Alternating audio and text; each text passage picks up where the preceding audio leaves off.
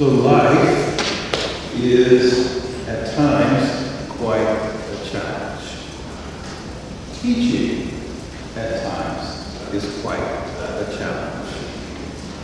And sometimes there are certain things that happen both in the classroom but also in life that really cause us to vibrate, is the only way I can say the word, vibrate.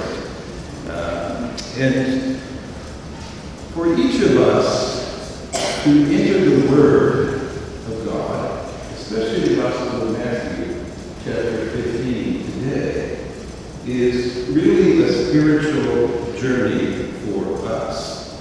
And an invitation for us to meet Jesus, but meet Jesus not as we expect. And that's really part of the key of the gospel. So we enter the gospel and we have Jesus in a very real way walking along with his apostles and his disciples.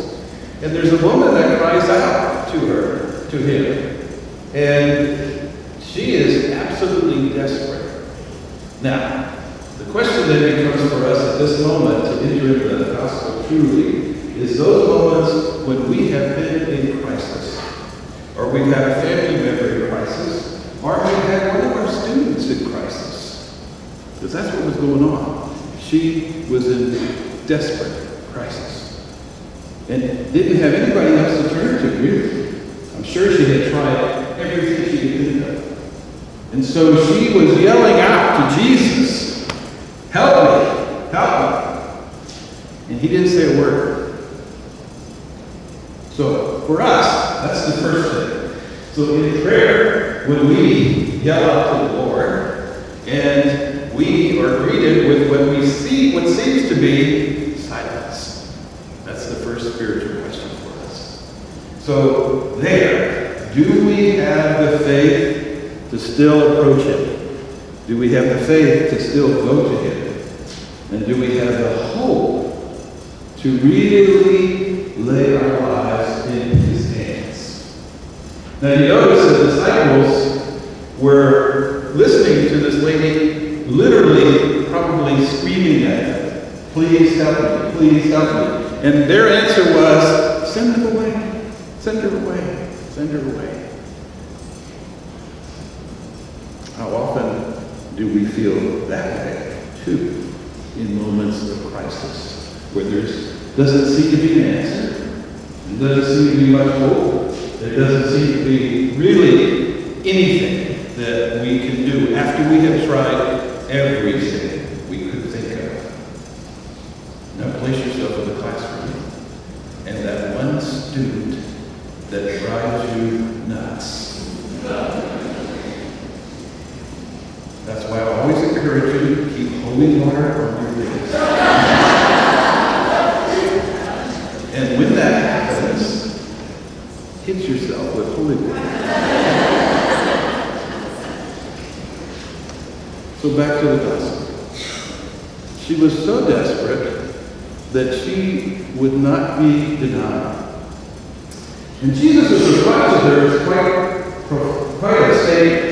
And it's oftentimes what we feel like when we're in crisis and we've asked God for help. And Jesus says to her, it's not right to throw the, whatever it is, to the dogs.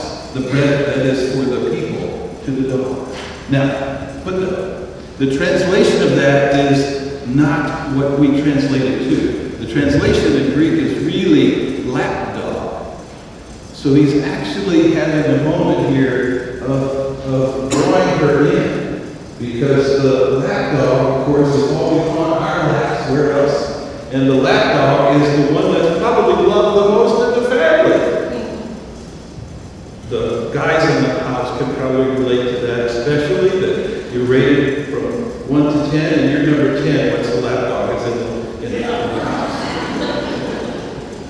And the girls, you can relate to that too. You don't get in trouble with you today. So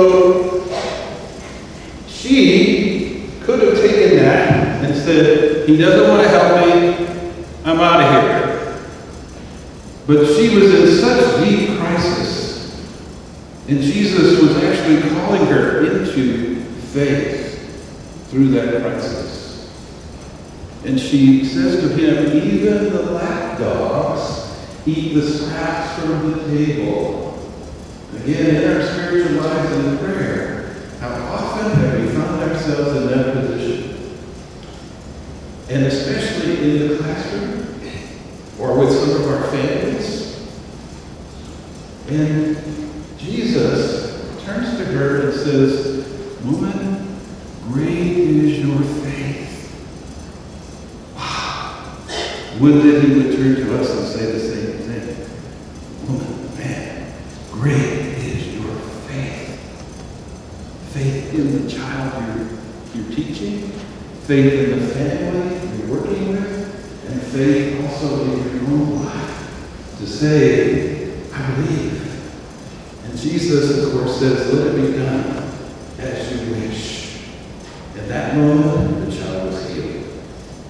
That's faith. That's faith. In the midst of deep crisis, in the midst of deep trouble, that's faith. Even when it seems like God's not listening.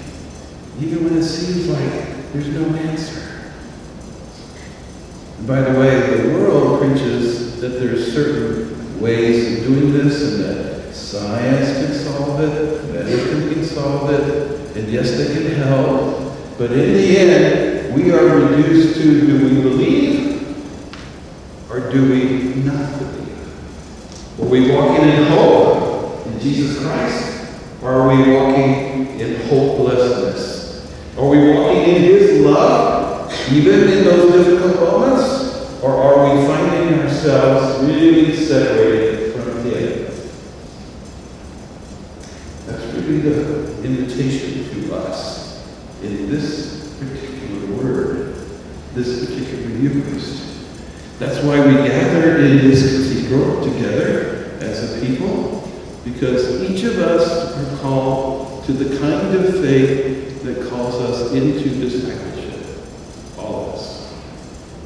To follow Jesus in crisis, in good times, in sickness, and in health. That we love him that much. And we know he is with us. And that he calls us into a very deep relationship of love. During this Eucharist, pray for the grace to have faith as you enter the classroom, or have faith as you are administering or as you're coaching, whatever it may be. Pray also for the grace to have hope in the kids you are ministering to, and hope in the families you are ministering to. And most of all, pray for the grace to truly love the folks that God has placed in your care. Love them. And love them in Jesus Christ's love. If we do that, he will be there.